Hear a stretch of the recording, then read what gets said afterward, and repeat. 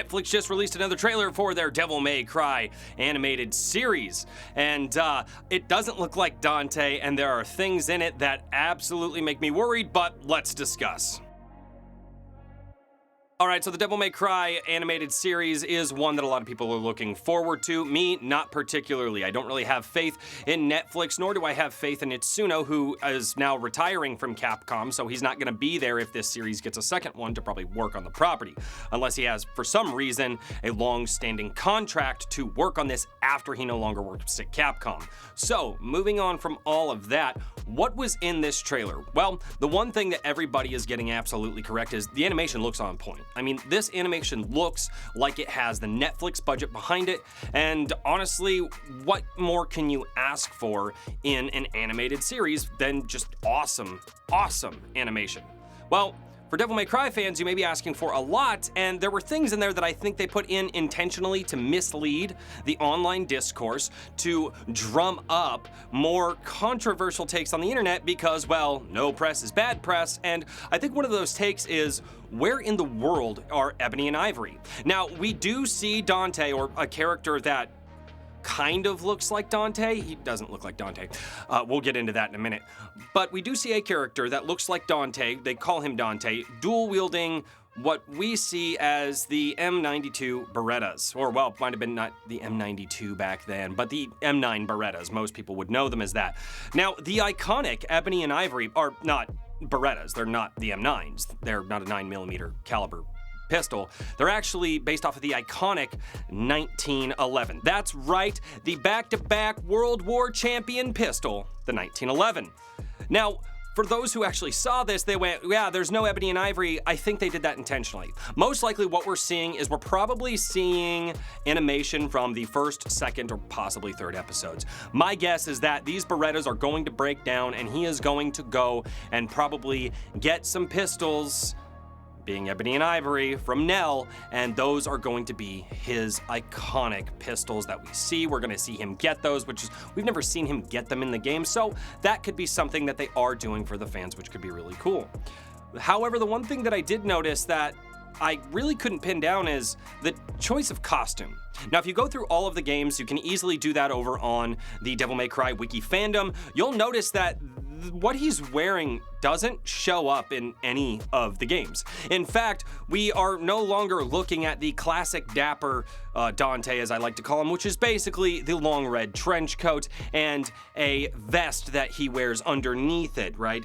Going from a sleeker style of clothing versus the baggy style of clothing that he is wearing in the later games. We haven't seen the original Dante from the first game in many, many years. Actually, I would argue that's the only time we ever saw the first Dante, the original character that started off the show, which again worries me as well. I think what we're looking at here is we're going to look at an amalgamation between probably Devil May Cry 3's Dante being the young version of Dante, which they're absolutely alluding to that with the trench coat and the shirtless look, and the Devil May Cry Dante from 5, which is interesting to say the least that they would do that. I mean, effectively, those are the same characters, meaning that there was no character growth from the, Devil May Cry 3 version of Dante, who was like 18, and the like 45 or 50-year-old Dante, or however old he was in Devil May Cry 5. All of this leads me to believe this show isn't going to be canon. They are going to take the characters of Devil May Cry and they are going to put them in a show and they are going to tell their own version of a Devil May Cry story. Now, I think they're going to pluck things from the Devil May Cry canon or some things out there that are popular to fans, and they're going to shoehorn all of this. We're going to get a lot of things in there that are specifically fan service. Again, probably him actually holding Ebony and Ivory for the first time, and the internet will go wild. Oh my gosh, look at Dante holding the Ebony. Shut up, nobody cares.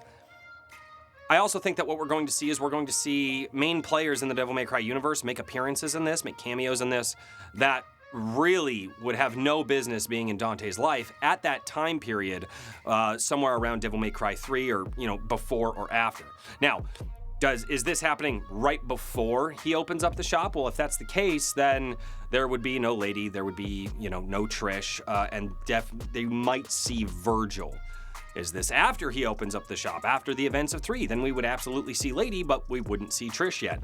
I don't think any of that's going to be the case. I think we're going to see all of these characters that are in the franchise, and with the possible exception of Nero and that other annoying mechanic chick from the 5th game. God, what was her name? I can't stand her character. No. Anyway, I digress. Overall, Netflix is going to come out with something that looks like Devil May Cry, or kind of looks like Devil May Cry, but isn't Devil May Cry. It's not going to feature the classic Dante. It's not going to feature the original Dante.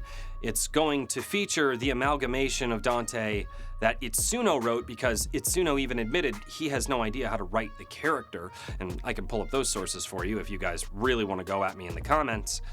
But ultimately, this is going to be a departure from anything that we've seen in the games. We already see that they changed Dante's look quite a lot.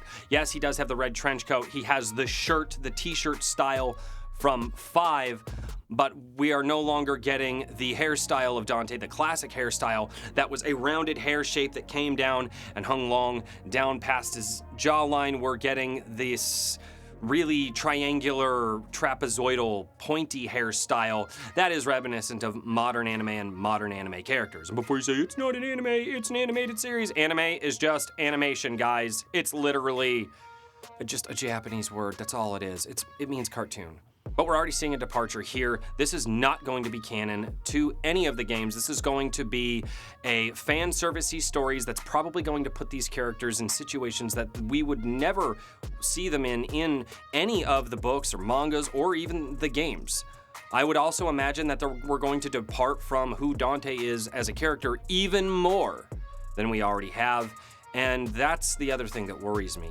The ugly side of what Netflix might do here is these characters will be there in look, kind of, but they're not going to be those characters anymore. They're going to be a juvenile version of the characters, which is exactly what they were in 5.